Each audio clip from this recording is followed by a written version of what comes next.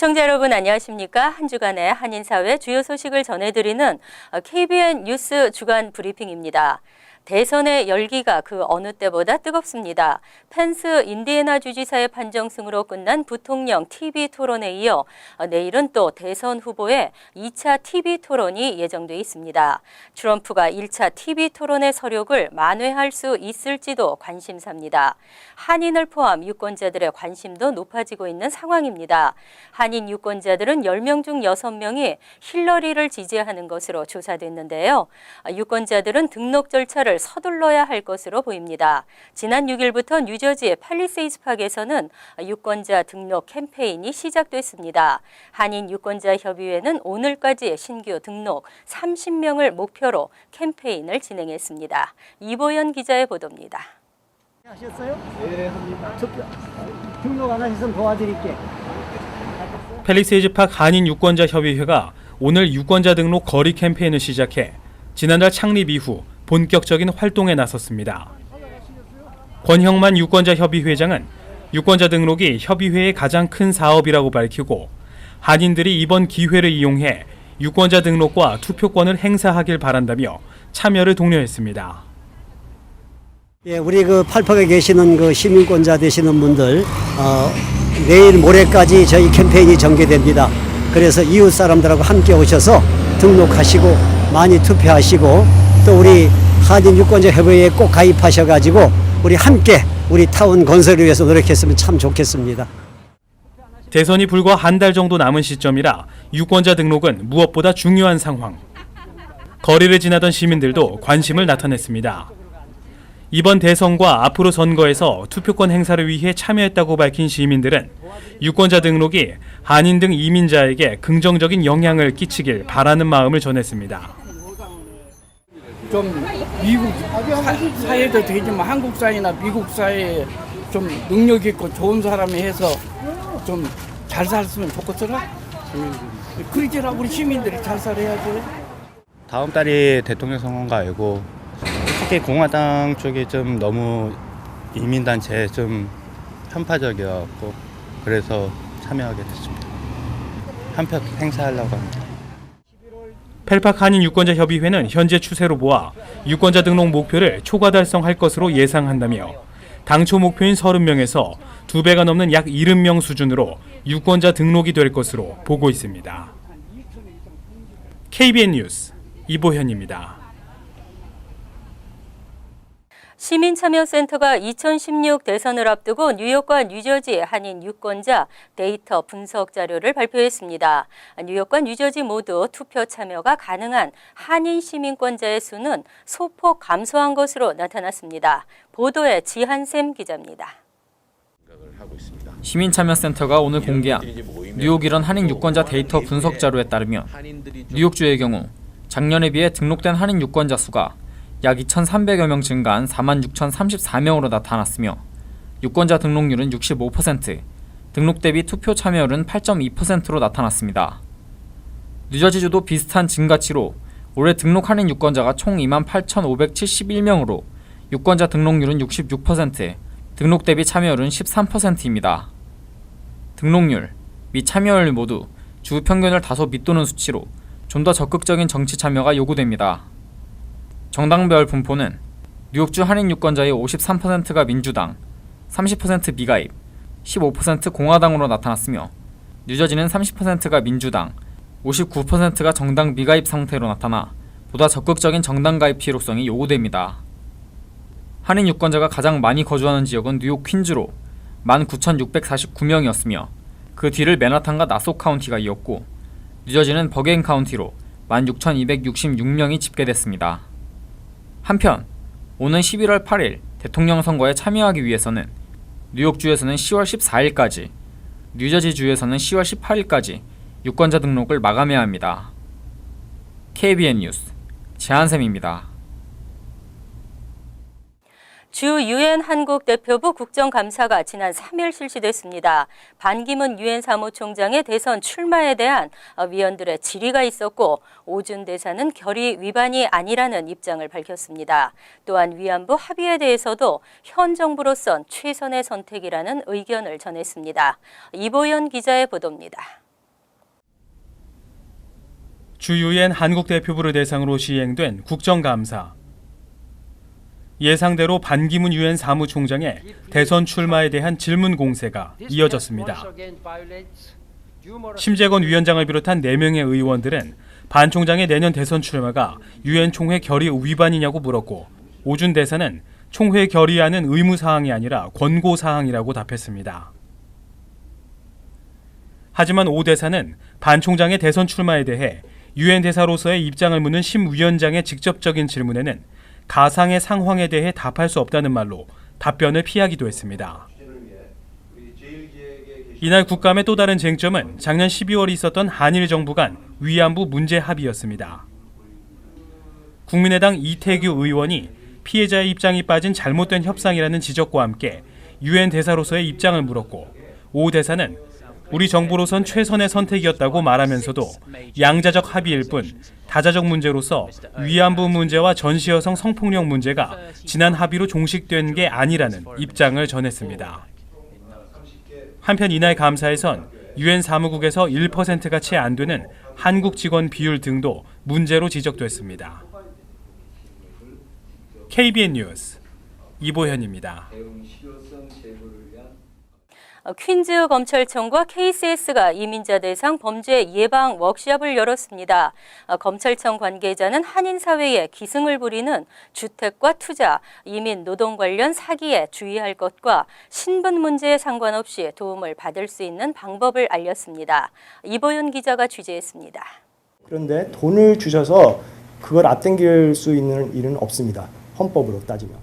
어제 플러싱 뉴욕 한인봉사센터 KCS에서 열린 이민자 대상 범죄 방지 워크숍에선 주택, 투자, 이민, 노동 등 광범위한 분야에서 일어나는 범죄 유형과 예방 방법이 소개됐고, 참가자들의 질의응답 시간이 이어졌습니다. 퀸즈 검찰청 이명재 검사는 최근 스캠 사기와 스마트폰 해킹 범죄, 이민 전문 변호사 사칭 사기 사건이 많이 발생하고 있다며 주의를 당부했습니다. 변호사가 아닌 사건들, 돈을 또 한번 스캠하는 사건도 있고, 그 노인분들 아파트가 이제 문제가 생기는데 그런 쪽으로 또 사기를 당하시는 분들이 많아서 그거에 대해서 좀 간단히 얘기하고, 만약에 진짜 벌써 당하신 분들이 오신다면 저희들하고 상담을 하고, 특히 변호사를 만날 땐 공식적인 사무실에서 만나 변호사 자격증 소지 여부 등을 확인할 것, 수임료를 지불할 땐 반드시 체크나 출처를 확인할 수 있는 지불 수단을 사용할 것을 강조했습니다. 또 이미 범죄 피해를 입은 경우엔 신분 문제나 언어에 상관없이 검찰청에 도움을 구할 것을 권고하며 범죄 피해자를 대상으로 발급되는 유비자를 소개하기도 했습니다. Someone's afraid in that situation to come forward. They don't want to go to the police. Why? Because they're worried that the police is going to report them to the feds. Not so. The U visa is a very particular visa. 그 밖에도 워크숍에선 이민 전문 변호사가 부동산 중개 업무를 함께 제공하는 것은 불법 행위라는 점과 중개 수수료를 현금이나 상품권으로 요구하는 것이 주요 사기 수법이라는 점이 지적됐습니다. KBN 뉴스 이보현입니다.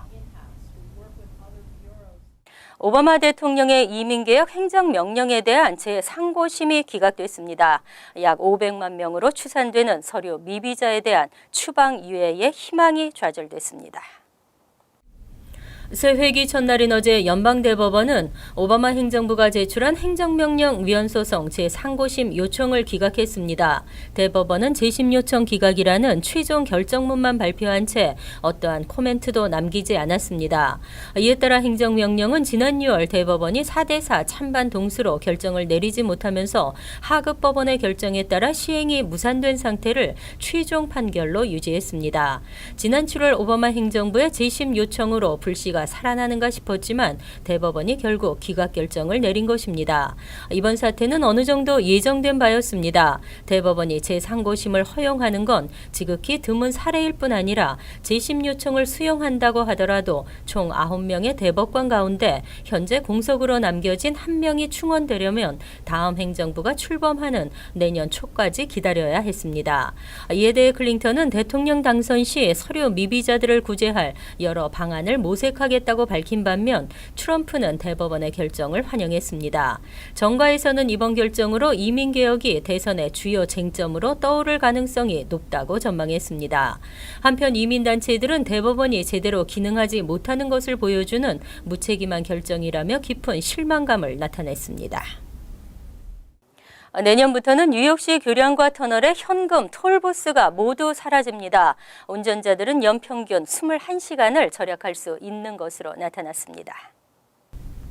내년 1월부터 메트로폴리탄 교통공사가 관할하는 교량과 터널 톨게이트에 현금 톨부스 철거 작업이 시작됩니다.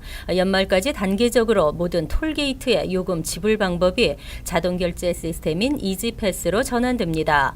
이에 따라 퀸즈 미타운 터널, 트로넥 브릿지, 휴케리 브루클린 배터리 터널, 로버트 케네디 브릿지, 와이스턴 브릿지와 베리자노 네로스 브릿지, 그리고 머린 파크웨이 길 호지스 메모리얼 브릿지 등에서 현금 톨부스를 찾아볼 수 없게 됩니다.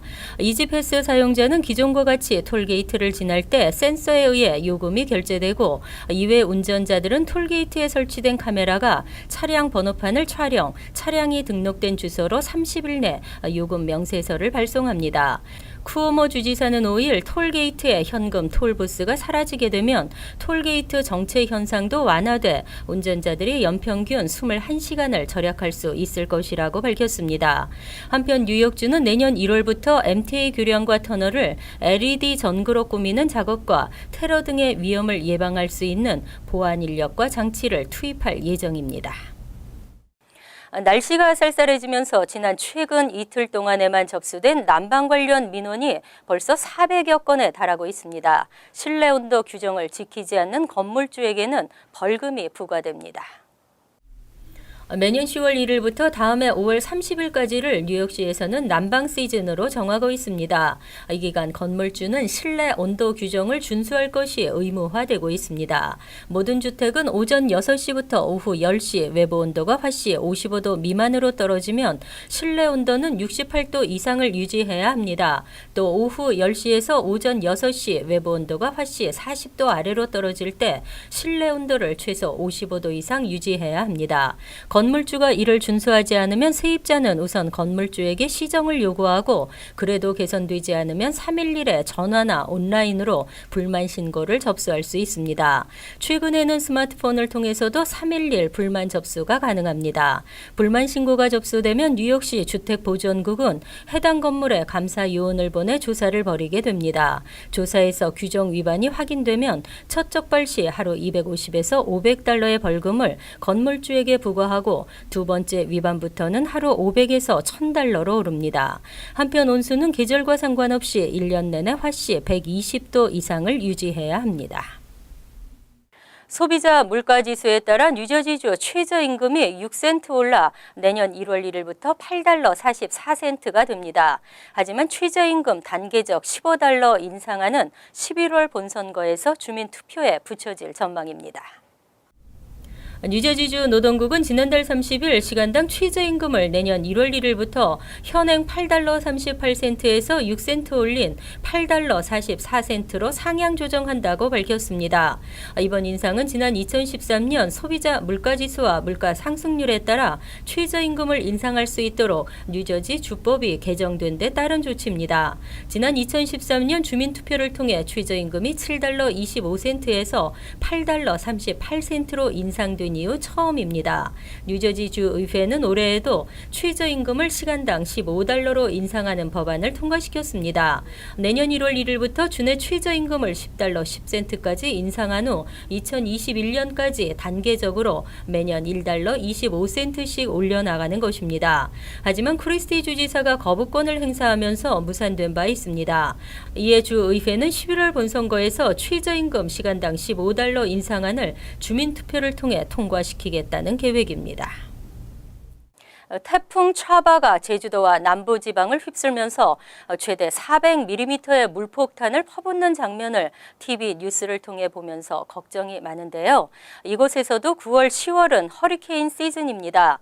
이번 주말 걱정하던 매튜는 다행히 동쪽으로 방향을 틀면서 대서양 쪽으로 빠져나간다는 반가운 예보가 나왔습니다. 하지만 동남부 지역에는 비상사태가 선포되면서 피해를 최소화하려는 노력이 이어지고 있습니다. 이런 와중에 버뮤다 남쪽에서는 또 다른 허리케인 니콜이 형성되고 있다는 소식에 더욱 긴장이 되는데요. 편안한 주말을 기대해 봅니다. KBN 뉴스 주간 브리핑 여기서 마칩니다. 시청해 주신 여러분 고맙습니다.